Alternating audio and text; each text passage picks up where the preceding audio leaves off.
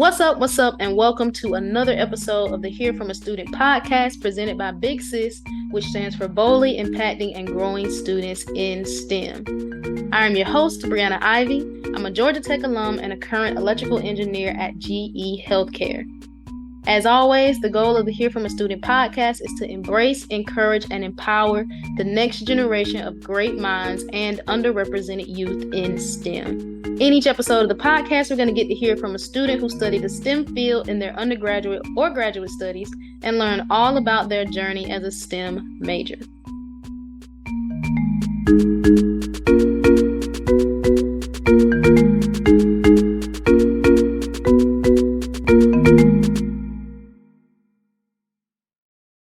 Hello. Hi. How are you doing today? Good, and you? I'm good. So we're going to start off really simple. What's your name? What's your major? What year are you? And where are you from? Okay, so my name is Aimée Ogando. I am a second-year civil engineering student, and I am from the Dominican Republic, born and raised. Okay. So you said you're a civil engineering student from the Dominican Republic.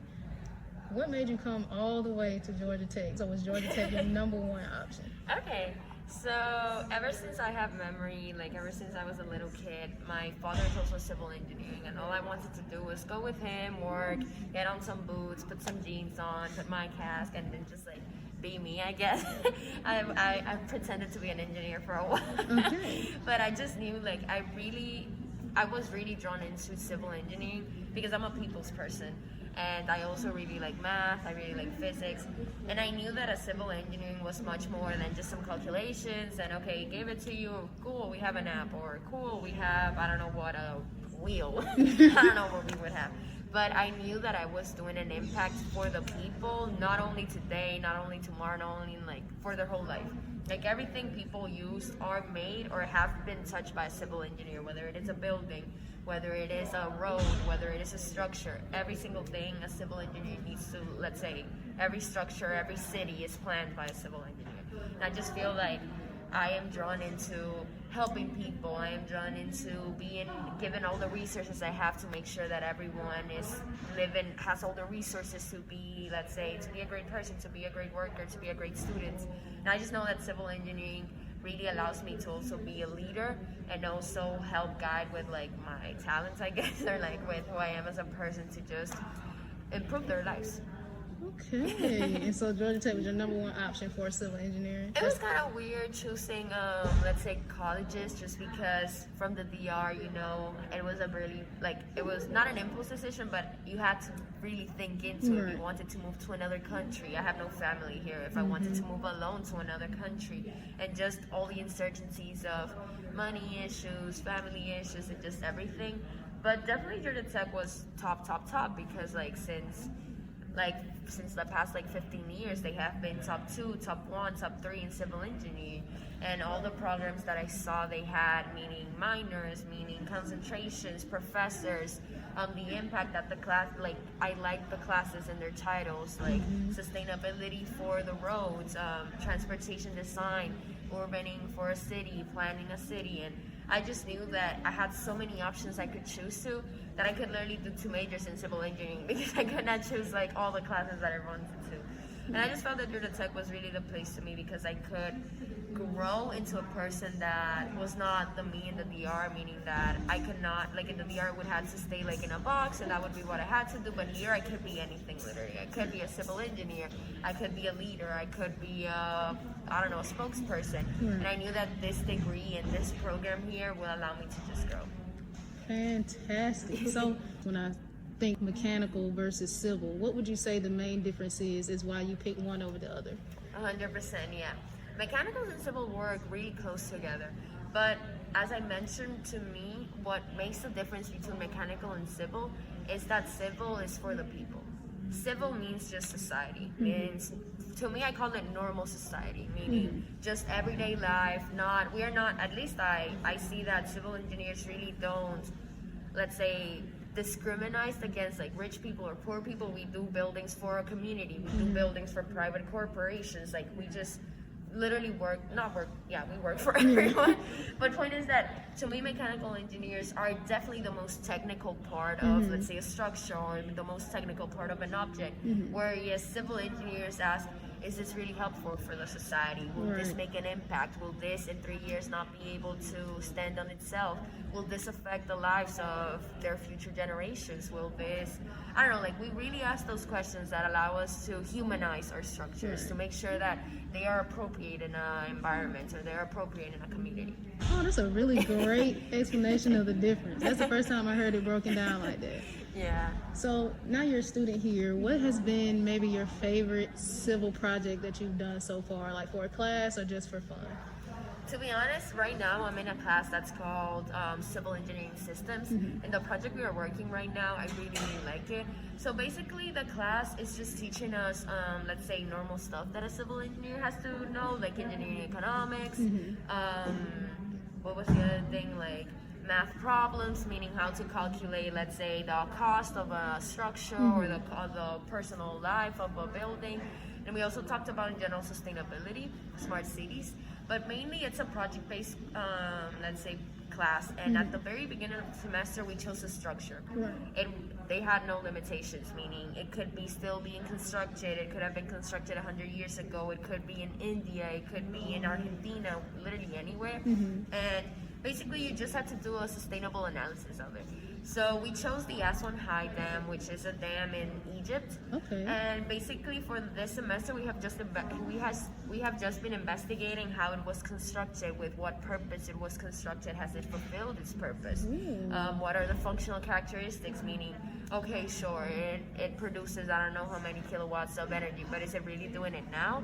How sustainable it is? And then we are doing an assessment right now to see if it's sustainable, and if it's not that sustainable, should it be just, should it be just, off the market, or should there be some improvements made? And we are just like literally diving into what a civil engineer does, because to me also civil engineering relies heavily on technology, on society, and on research, meaning what today is sustainable maybe in a year would not be sustainable. For example, here on campus, we have a great example of what sustainable for the next at least 5 years would look like, the Candida building. The Candida building is literally living. Like, it doesn't produce any waste, and it's the best person on this campus too, because it produces no waste. It literally consumes all the energy it has. It maximizes all the, let's say, all the produce it does. And it's just a great example of how we can try to ourselves look into ourselves and see how we can minimize our waste, how we can recycle as much, how we can engage in practices that are not necessarily, people don't call it sustainable, but for example, giving a shirt that you were going to throw away to a cousin or to a friend, that's sustainability.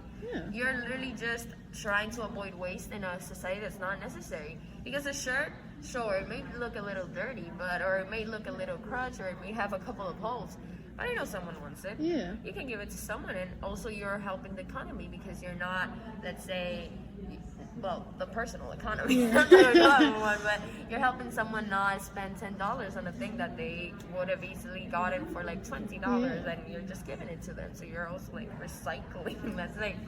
But like, it's a really cool project, and really I love the way that the professors have not like give everything like in a spoon to us. It's like, do it. You're not like, it's not like they're not telling us what to do, but it's like, do it and let's see how it goes. If you have any questions, I'm here. But they're not like, okay, so you should do this, then you should do that. Like, it's just ourselves doing what we think it's supposed to be, and it makes sense. So it's a great That's a really cool project. Thank you for giving us a new way to think about sustainability in our own personal lives. That's really great. So you touched a lot on why you love civil engineering. What would you say is maybe the biggest challenge with being a civil engineer that you've come across so far? That's a good question. Biggest challenge? To me, at least, the biggest challenge I would definitely say is the fact that, as I mentioned, civil engineering is also a technical career. It's not that I don't like technical, but it's like not classes, but like in general, I feel that we have such a big weight on people's life. For example, we built this structure, but we built this structure for 40 years. What happens if it just in 2 years it crumbles down? What happens if in 2 years certain people cannot use it because we didn't think about this capacities in the building, because we didn't think that someone with a wheelchair would come, and we didn't put an elevator, let's say.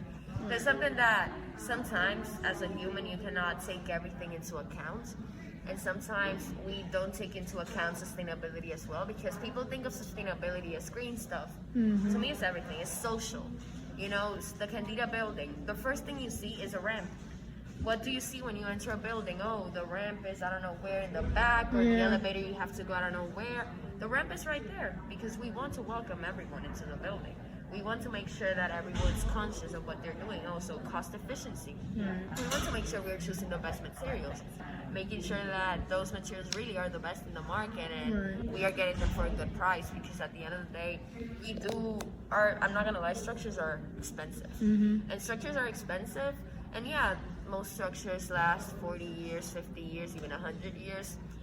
But what happens if it doesn't? And that's a human error, I'm not gonna lie, it's a human error. And we have, I feel sometimes, too much weight on us, and we do not necessarily, like, it's not our fault that we didn't take it into account. Because like back then, you know, we were not as equal as we were. We are not as inclusive as we were, like as we are right now. And it's something that people are really looking into, and we are trying to improve, but it comes and it goes, and every day you learn something. Last question. I'll let you pick between two. These are kind of fun questions. So the first question is, you're on a deserted island. Help is gonna come, but you have to survive until it does. And you see a bunch of boxes, and on them, one is labeled for the civil engineer. What do you hope is in that box that will help you survive based on your major? That's not like food or water. That's the first question.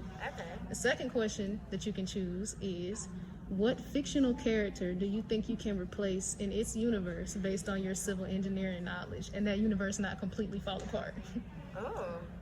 Or you can answer both. Yeah, those are two really good questions. Wow. Okay, so for the box in the deserted island, I'm not gonna lie, I'm gonna be basic. That's okay. I want shelter. Okay. So they're gonna give me, you know, a good 2 ply phones, you know, to do a little bungaloo. I don't know what I'm gonna do, but I'm gonna get up.